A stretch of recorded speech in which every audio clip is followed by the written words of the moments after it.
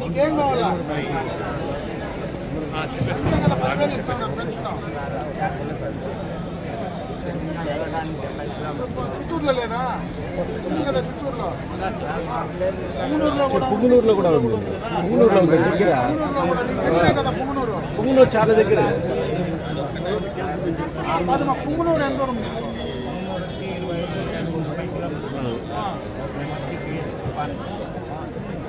కుప్పం దగ్గర. నేను కుప్పం దూరం కదా.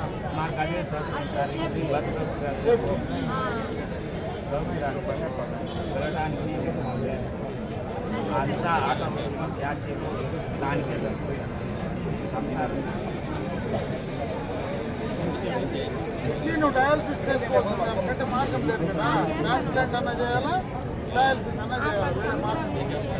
తప్పదు ఇంక, అందుకంటే ఏం చేయలేము. దానికి ఏదన్నా ఉంటే ఒకవేళ డబ్బులు ఏదైనా ఖర్చు పెట్టింటే నాకు చెప్తే సీఎం డబ్బు తీస్తాను. నాకు ఖర్చు పెట్టింటే బిల్స్ ఇస్తే దానికి కావాలంటే నేను సీఎం పెట్టి డబ్బులు ఇస్తాను. మళ్ళా వస్తాయిలేమ్మా.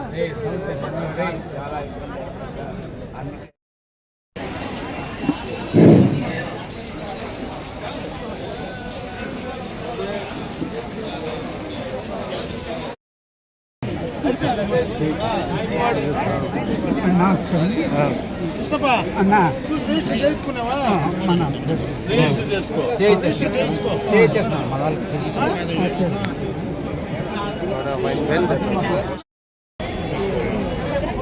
వికలాంగులందరికీ కూడా కేంద్ర రాష్ట్ర ప్రభుత్వాల నుంచి వారికి కావలసినటువంటి వికలత్వం ఏదైతే ఉందో దానికి కావలసినటువంటి కాళ్ళు కావచ్చు, చెయ్యి కావచ్చు, వినికిడి సమస్య కావచ్చు, నడవలేని పరిస్థితిలో ఉండే వాళ్ళందరికీ కూడా సైకిల్ మోటార్తో వెళ్ళే 3 చక్రాల సైకిల్ కావచ్చు, ట్రైసైకిల్స్ కావచ్చు, ఇవన్నీ ఇవ్వడానికి 2 ప్రభుత్వాలు ఈరోజు ఈ కార్యక్రమాన్ని నిర్వహించడం జరుగుతుంది.